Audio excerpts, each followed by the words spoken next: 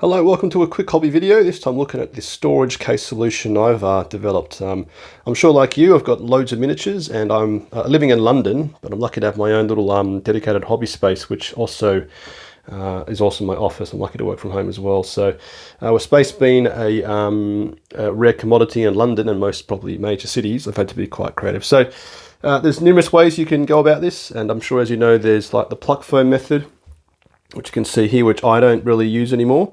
You've got then very expensive sort of, I think this is a case, which is a very, very good storage solution, but I use this mostly for when I take my actual miniatures to games. Now, you can see I've got miniatures basically sat in there all the time, but then where the bulk of the storage occurs, and being a guard commander like you all are, the challenge lies in all the vehicles. So you can see this is my my hobby cupboard. Really lucky to have my own space, but you can see I've got 1, 2, 3. In there's another one, 4, 5, 6, and 7. And you can see that basically the vehicles and also my custodians down there are sat in these rectangle ones, and then I've got 2 thinner, fatter ones, which I use mostly for infantry models. So these cases, I bought them from Amazon in the UK. I think they're about £10 each, maybe. And then what I've done is I've basically got some very cheap magnetic sheets, super glued them to the bottom. And what it requires you to do is then obviously to magnetize all your miniatures. At the bottom of all of my miniatures, you can see I've taken the time to put some, I believe they're 2mm magnets in there. And obviously it's a lot easier on, say, the bases of the bigger miniatures. They're easy to do.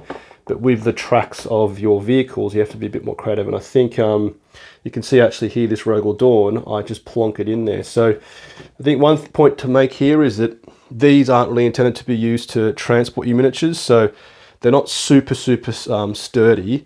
And as we look at the infantry ones, whilst I do have the magnets there, you can see there's not a load of resistance, but it's enough, you know, that for home storage, they're completely fine. Yeah, so if you took it on the tube or in the subway or, you know, the back of a bus or something, it could move around a lot, but these ones are predominantly used for just home storage. And the main thing is obviously you can stack them, which, given I don't have a load of space living where I live, it does really help.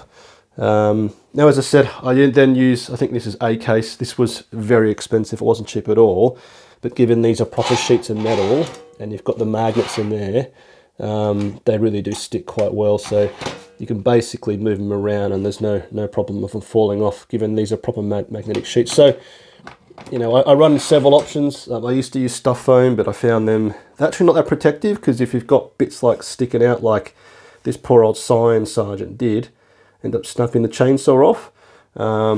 And yeah, I find also when you're in the game, I don't know, picking them out of these seems to be slower than picking them off that for some weird reason. So I've moved away from pluck foam, actually sold off a case I had. I sold it for super cheap, and I've gone purely for magnetizing my miniatures. So magnetizing does require a bit more effort. You've obviously got to magnetize at the base of the miniature, which isn't too much effort. And if you just jump on eBay, I'm sure most countries, you can get some really good ones, and they're very, very affordable.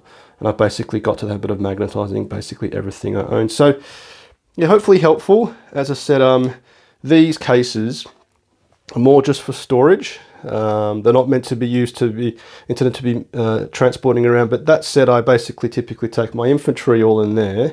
Then anything else which doesn't fit, which is all my tanks, lives in this case here. And this is basically, I bought a cheap duffel bag, if I zoom out, which allows me to transport it. And then also within there, what I also did is I have some of the vehicles in there, and actually put like tissue paper or foam just in between them to protect them, because whilst it is relatively sturdy, if I did move it around quite aggressively in the back of the car or on the tube, they definitely will slide about. So yeah, it's a cheaper option. You could obviously just spend the money and buy loads of these cases. There's numerous different brands out there doing this. I know A-Case is one. There's others I've seen around on YouTube and Instagram, and you can buy these ginormous backpacks like this one, just for size. Like, this is a 1 litre water bottle. It's not huge. It's like probably a mini suitcase, but you can buy big backpacks, which could definitely fit probably a 2,000 point guard list, which, you know, of all the vehicles we have, isn't an easy feat. So hopefully helpful. Any questions or comments, let me know. I'd love to hear how you manage your storage of miniatures, either be it taking it to games or just in your hobby space. So if you enjoyed it, want to support me, you can deserve a like, comment, by subscribing. Just sharing the video or watching any of my other YouTube videos, as helps the YouTube algorithm, or joining my Patreon platoon if you're feeling super generous. And massive thanks to my current supporters. So keep your bayonet sharp, let's go Nord. Faith for the Emperor strong. Patreon platoon, sound off. Tank Commander Glenn. Tank Commander Watchdog Van Etten. Tank Commander Mitchell. Lieutenant Burke Nielsen. Lieutenant Smith.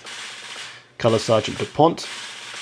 Sergeant Adal, Scott, the Colonel Merrill, Veteran Gibson, Hall, Lundeen, Guardsman Beard, Coquelin, Flint, Hills, Malik, Nitton, Nguyen, Tom, Tompkin, Conscript de Paz, England, Evan Gunn, Gillian, Goodwin, King.